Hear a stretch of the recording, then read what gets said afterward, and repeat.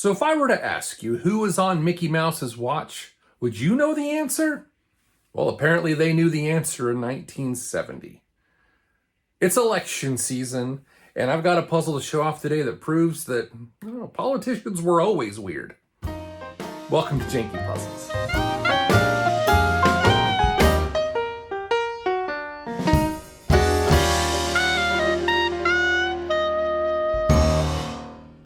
Welcome back to Janky Puzzles, guys. Today's a fun episode. I'm really excited for this. I've been excited for this puzzle for a long time, and I specifically waited for this time of year to talk about it.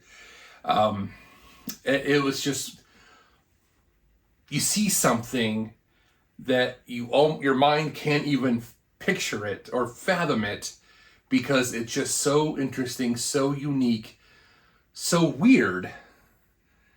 And such a weird snapshot of time that you just cannot believe it. And I'm excited to share it with you. So I mentioned at the very beginning a joke that kind of went around, it was kind of making its rounds around counterculture of the late 1960s on campuses and places like that. And the question was, who's on Mickey Mouse's watch? Well, Mickey Mouse is a cartoon character. So you would imagine that he would have an even bigger cartoon character on his watch. So, without further ado, I'm just going to show this to you so you can kind of take a look at or so you can see what I'm saying. All right? So, drum roll, please. I present to you, in all its glory, the Spiro Agnew Friend of the Silent Majority puzzle from 1970. Spiro Agnew was Richard Nixon's first vice president. And yeah, he was highly regarded by a lot of people as a not serious person, a cartoon character of sorts. And so they made the joke that he would be on Mickey Mouse's watch.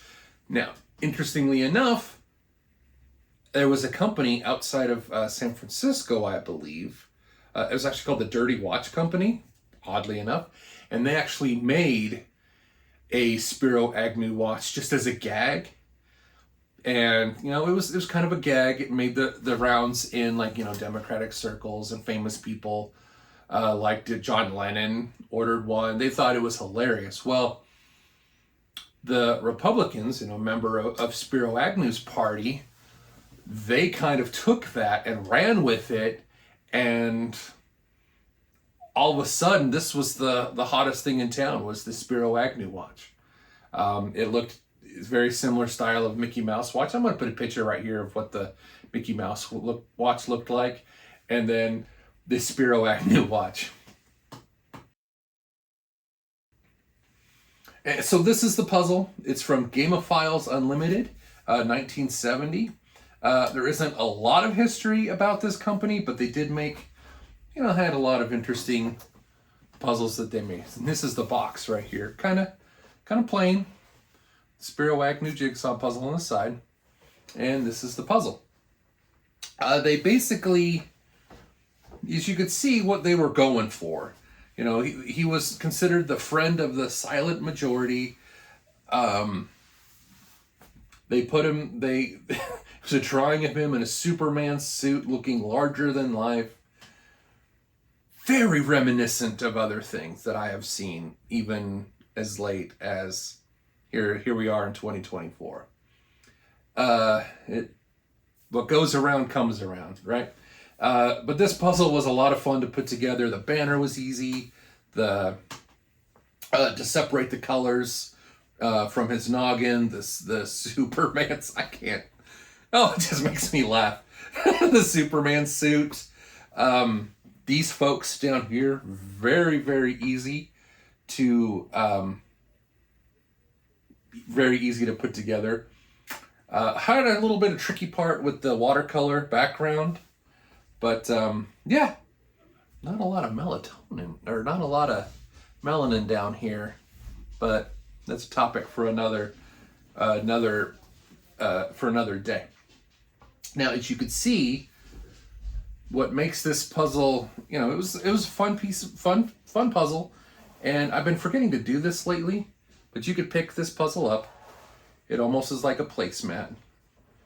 But like I said, as you can see, it's missing a couple pieces. Now, when I got my hands on this puzzle, it was sealed. It was from the 1970s, still sealed, which in and itself isn't that rare, but what was rare is that it was missing a couple pieces fresh from the factory. It even happens in like the US or in the World Puzzling Championships that they have in Spain, that Ravensburger puts on. You'll see quite often there's missing pieces from a factory sealed puzzle. What makes this even more rare is the fact that not only was it missing 2 pieces, but it had 3 extra pieces right here that weren't, I'll put a picture of it right here, that I'd already used in the puzzle, just straight up 3 extra pieces. I don't know if that's indicative of what happened to Spiro Agnew, and maybe that was a sign of things to come, because he did resign from office right at the beginning of the Watergate scandal. He resigned from the office of the vice presidency in a completely unrelated matter to the Watergate scandal. He caught a felony from tax evasion and racketeering. 1 felony, and that was enough to vacate the vice presidency as the 2nd highest office in the land. Just 1. Kind of makes you think, right? Anyway, so it just takes a lot to be associated with a president that at the time was one of the biggest political scandals of the time, 2024 notwithstanding, to be associated with that presidency and resign and still not be tied to that actual issue. I don't know. I think it's funny. And the fact that his puzzle wasn't complete and had extra pieces was very, very silly to me. Now, the cool thing about this is that this isn't the only political puzzles out there. There's tons and tons and tons of them. Just about every presidency, there's always puzzles made. Again, safe bet, easy to mass produce. If you've got an image on a puzzle that other people like, you'll probably sell them pretty easily. So I did a little bit of research in political puzzles, and there's some fun ones out there. There's just some basic run-of-the-mill ones, like here's your president, and here's them in a suit, and whatever. But there were some silly ones. A lot of Reagan. Like there was found one of Reagan, all like super patriotic. There's one of the Clintons, Bill and Hillary. Their faces were photoshopped onto like an American Gothic style, which I thought was hilarious. They even had one from Socks the Cat. Now, if you were alive during the Clinton presidency, you know that Socks the Cat was the official White House pet at the time. So they made a puzzle of just Socks the Cat. Silly, silly, silly. There's some pretty cool ones of the Obamas. There's one of a newspaper clipping of the night of the 2008 election. Kind of cool. I liked that one. There was one I found. This one just made me laugh. And I don't know why. I'm sure like a fan made it. I think it's not one that it was an official one, but I found one of George Bush Sr.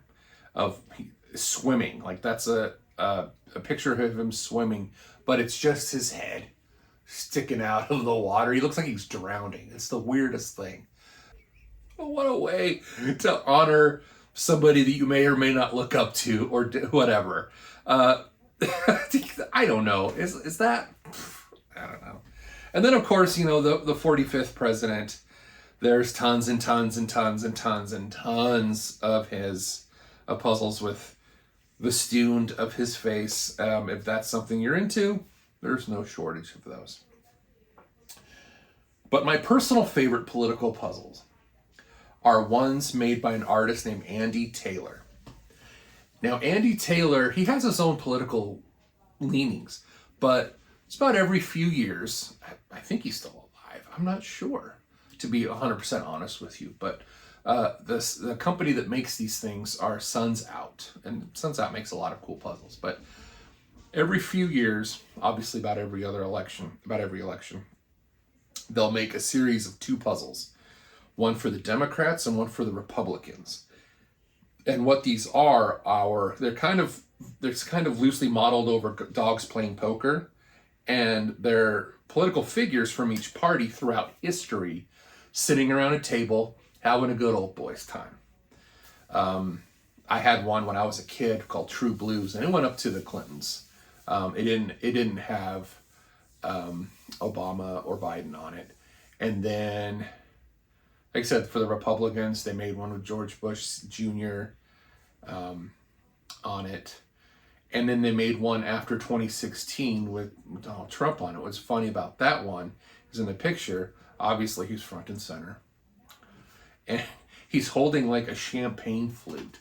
Now, supposedly he's a teetotaler, so I just think it's funny. Now, there's a very subtle, there's a subtleness, like almost an Easter egg to both of these puzzles, the last ones they did. That Andy Taylor did, of these 2 political parties. And there's usually a crowd in the background of these tables of all these political figures having a good old boys time at the table.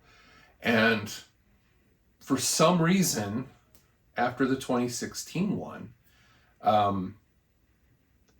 there is the same image in the background of each one.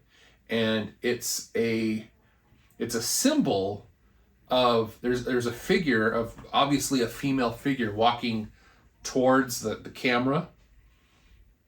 And it symbolizes that it's only a matter of time that a woman will be sitting at this table. We've been around for so long. It's 2024. I mean, come on. The time will come when a woman sits at the table, her rightful place. Now, I'm going to show the pictures of these 2 latest ones that they've done. And this was years ago. This was years and years ago that these last were ones that were made last.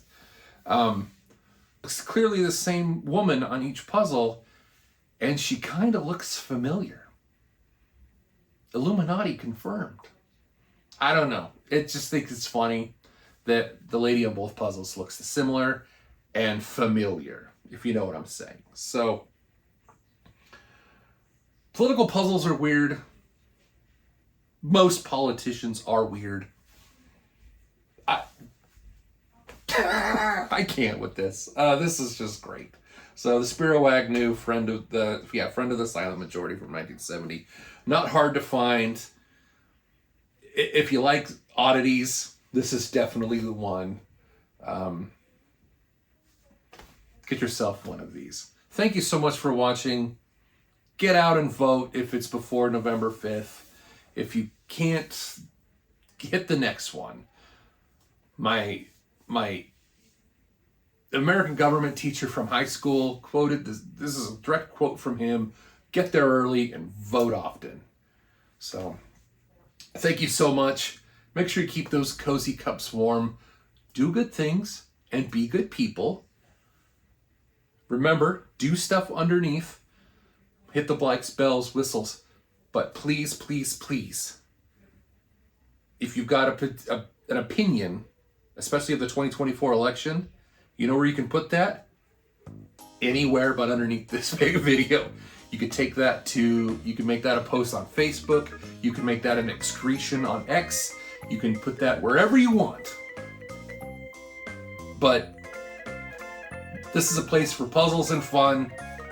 Save your opinions for other places. All right. Thank you so much, and I love you guys so very, very much. Like I said, be good people and do good things. Come and check us out again. There's lots of cool videos and playlists for you. We're building a big library, and I'm excited. We are 0.00001% away from hitting 1 million subscribers. But we are zeroing in on 250 subscribers, so I cannot ask for any more. Thank you so much. Check us out again. Hey, let's put a puzzle together. Make sure you vote.